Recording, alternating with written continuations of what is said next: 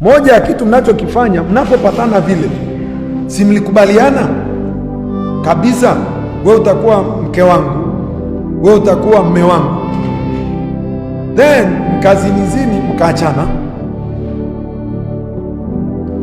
Ulimwengu wa roho unakutambua kama mke wa mtu.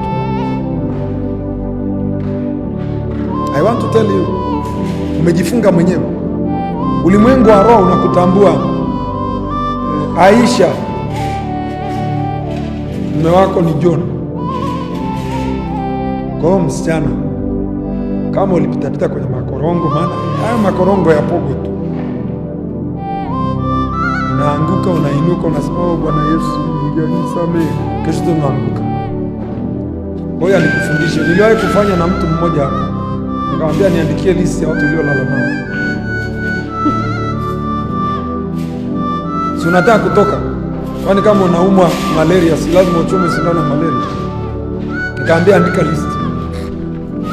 Hata mimi nilipomwambia andika list, sihitaji kusoma, hata itanisaidia nini sasa? Nikamwambia andika, alafu ikunje. Nikamwambia ikunje, weka kwenye bahasha. Hiyo ni siri yako, Mr. Nakupa zoezi. Hii bahasha weka chini ya miguu yako. Fanya toba siku 3, kwamba Mungu, ninatubu, nimefanya zinaa, nimezini na fulani. Mungu ninatubu, Mungu ninatubu. Weka na sadaka. Alafu baada ya siku 3 jitenganishe nao. Sema, Mungu, najitenga na Yohana. Hatuna mtu hapa anaitwa Yohana. Najitenga na Yohana, wewe si mme wangu. Ndio maana inaweza ukawa hujaolewa, lakini kwenye moyo wako tu ukifanya hivi na click, anakuja ya taswira ya moyo wako. Nasema lakini aliniuliza, nijua ataniona. Fukuza hao wapangaji wote kwenye moyo wako, get them out. Ukishafanya toba siku 3, umewaandika, kanyaga, alafu choma hiyo karatasi, itolee na sadaka. Hata ikitokea tena utaona hawana maumivu ndani yako, kwa sababu ulishawatoa.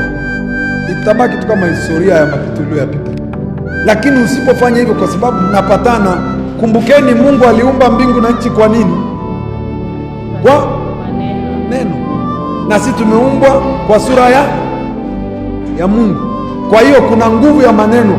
Mtu anayesema atajiua, kuna siku moja tu atajiua. Mtu anayesema siku moja nitatoka kwenye hii ndoa, kuna siku atatoka tu. Ndio maana kuna vitu shetani ukirudia anakuambia rudia tena. Simtaki huyu mtu, anakuambia rudia tena, alafu atakusaidia kusema amen. Imekuwa.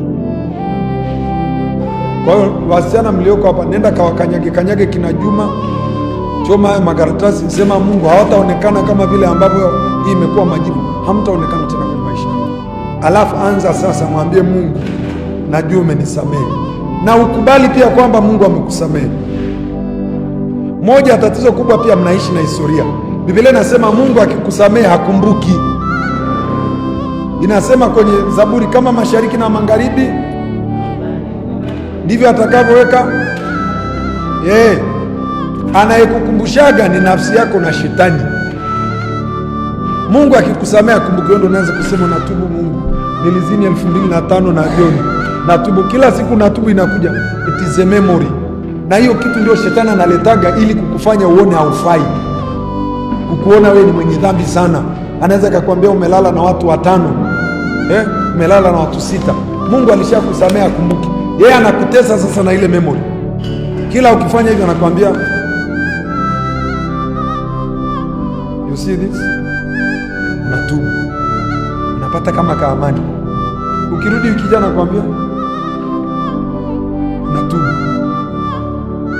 Kwa hiyo ukiona sio tu kwa dhambi yote ambayo Mungu akikusamehe, ukiona inakuja, ni nafsi yako na shetani, ni hao wawili. Mungu akikuachilia, amekuachilia. Ukifanya dhambi ni nyingine inahesabiwa, ila ikumbuke. Ila yeye shetani anaweza kuambia ulifanya 2025 jioni geto, 2026 guest mwezi wa 4 mahali fulani, ulipewa 2,000. Maana shetani ana details zote. Kwa kila detail unayokumbuka unaanza kulia. Shetani akija mwambia toka, peleka umbea huko, nishasamehewa, toka, we ni mbea Maana Biblia inasema yeye ni mshtaki. Mnafahamu? Biblia inasema yeye ni mshtaki, kwa anaendaga mbele za Mungu kwamba amefanya hivi. Sasa ndio maana Mungu anasema akumbuki, kwa akishafuta amefuta. Kwa hata shetani akienda huko anaambiwa mimi sina hiyo kumbukumbu, ilishafutwa. Kwa hiyo shetani akija mwambie toka, toa umbea. Kuna saa unatakiwa ongee kama crazy, kama uko mwenyewe, lakini watu wasije wakasema umekuwa na akili. Mawazo ya kuja sema toka, we ni mbea, kwa jina la Yesu. Bwana asifiwe.